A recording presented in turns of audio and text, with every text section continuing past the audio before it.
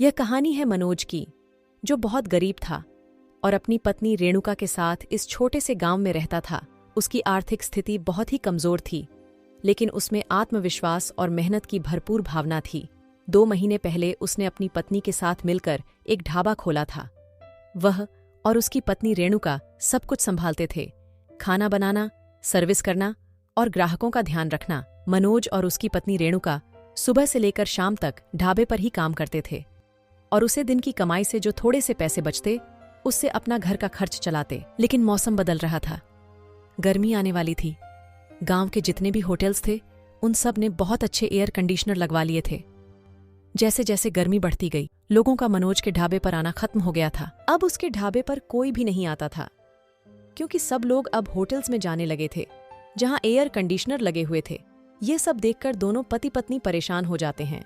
अरे ये क्या, अब हमारे ढाबे पर कोई भी नहीं आता। एक वो वक्त था जब हमारे ढाबे पर हर वक्त भीड़ रहती थी, लेकिन अब तो हमारे ढाबे पर कोई भी नहीं आता। सब बड़े बड़े होटल्स में जाने लगे हैं, जहाँ पर एसी लगे हैं। मैं बहुत परेशान हूँ रेणुका, मैं क्या करूँ? हाँ जी, आप बिल्कुल सही कह रहे हो। ग्राहक के ना आने से बनाया हुआ खाना भी खराब हो गया है। अगर ऐसे ही चलता रहा तो हम बर्बाद हो जाएंगे। हम कहाँ से अपने घर का खर्च चलाएंगे अगर हमारा ये होटल बंद हो गया?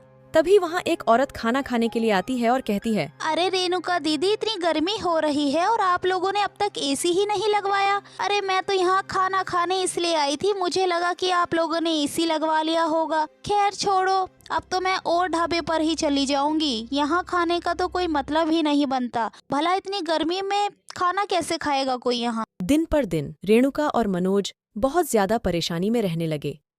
अब उनके ढाबे पर 1 से 2 ही ग्राहक आते थे। बेचारे करे भी तो क्या, उन दोनों के पास इतने भी पैसे नहीं थे कि वह और होटल्स के जैसे एयर कंडीशनर लगवा सके। रेणुका, अब हम अपने घर का गुजारा कैसे करेंगे? मुझे तो ऐसा लगने लगा है कि अब हमें ये ढाबा बंद ही करना पड़ेगा। मैं बहुत परेशानी में हूँ, मुझे कुछ समझ नहीं आ रहा कि मैं क्या करूँ।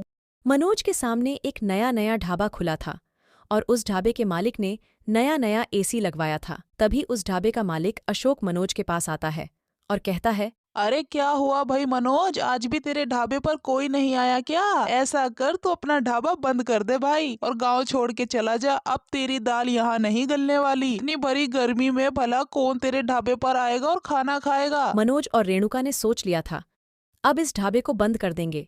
रेणुका, जो आज दाल रोटी बनाई है बस आज और बेच लेते हैं, कोई फायदा नजर नहीं आ रहा है मुझे। हाँ जी, आप बिल्कुल ठीक कह रहे हो। जो आज की दाल रोटी छोले मैंने बनाए थे वो बेच लेते हैं। अब इस होटल को बंद करने में ही हमारी भलाई है। शाम हो जाती है और पूरा दिन कोई भी ग्राहक नहीं आया था। दाल छोले रोटी ऐसे ही रखे थे। रेणुका, अब हमें घर चलना चाहिए, अब कोई नहीं आएगा, रात भी बहुत हो गई है। तभी मनोज देखता है कि अशोक के ढाबे पर एक जरूरतमंद पति पत्नी कुछ मदद मांग रहे हैं। भैया मेरी मदद करो, हमारी गाड़ी पर गुंडों ने हमला कर दिया था। भैया हमारी मदद करो, हम दोनों शहर जा रहे थे, उन गुंडों ने पैसे गहने सब कुछ छीन लिया हमसे। अरे ओ भाई, मेरी दुकान है, दुकान कोई धर्मशाला नहीं है। और भी तो दुकानें हैं, उनसे जाके मदद मांगो। तुम पता नहीं कहाँ कहाँ से आ जाते हैं, क्या पता तुम ही चोर हो और मुझे लूटने आए हो। जाओ जाओ यहाँ से, निकलो मेरी दुकान से। मनोज और उसकी पत्नी दूर से उन दोनों पति पत्नी को देख रहे थे। वह उनके पास उनकी मदद करने के लिए जाते हैं। भाई तुम चिंता ना करो, तुम मेरे ढाबे पर चलो। मनोज और रेणुका उन दोनों पति पत्नी को अपने ढाबे पर ले आते हैं। साहब जी, आप ये दाल रोटी खा लो, यहाँ कोई चिंता वाली बात नहीं है। भाई जंगल का रास्ता था और हमें तो पता ही नहीं था कि ऐसे गुंडागर्दी वाले इलाके में थे हम। तुम बहुत भले आदमी हो जो आज हमारी मदद की। अच्छा वैसे ये ढाबा चलाते हो तुम? नहीं साहब जी, चलाता तो हूँ, पर आज इस ढाबे पर मेरा आखिरी दिन है। मैं इस ढाबे को बंद कर रहा हूँ। शायद आपकी किस्मत में मेरे ढाबे की रोटी खाना लिखा था। मनोज अपना सारा दुख दर्द उसे व्यक्ति को बताता है। चिंता मत करो भाई, अब तुम्हें इस ढाबे को बंद नहीं करना पड़ेगा। मेरा नाम अनमोल है, मेरे पास दौलत की कोई कमी नहीं है, मेरे पास सब कुछ है, दौलत, शोहरत, ऐशो आराम। आज तुमने हमारी बहुत मदद की है, ये एहसान मैं जिंदगी भर नहीं भूल पाऊंगा भाई, तुम चिंता मत करो। कुछ ही दिनों में वह आदमी वापस आता है और उसे एक आलीशान एसी ढाबा बनाकर देता है। अब मनोज के ढाबे पर हर वक्त भीड़ लगी रहती है और अब उसकी अच्छी खासी कमाई होने लगी थी। इस कमाई से उसने एक बड़ा सा घर भी बना लिया था। मनोज की तरक्की से अशोक को बहुत ज्यादा जलन थी। अब अशोक के ढाबे पर ग्राहक भी काम हो गए थे। एक दिन अशोक ने मनोज के ढाबे को बदनाम करने का सोचा और एक सुबह अशोक मनोज के ढाबे पर पहुंच गया। अरे मनोज भाई, मुबारक हो मुबारक, अब तो तेरा ढाबा एसी ढाबा में बदल गया। हाँ भाई, बहुत बहुत धन्यवाद, ये सब भगवान की मेहरबानी है मेरे पे। मनोज अशोक से बात कर ही रहा था कि तभी वहां एक ग्राहक आता है।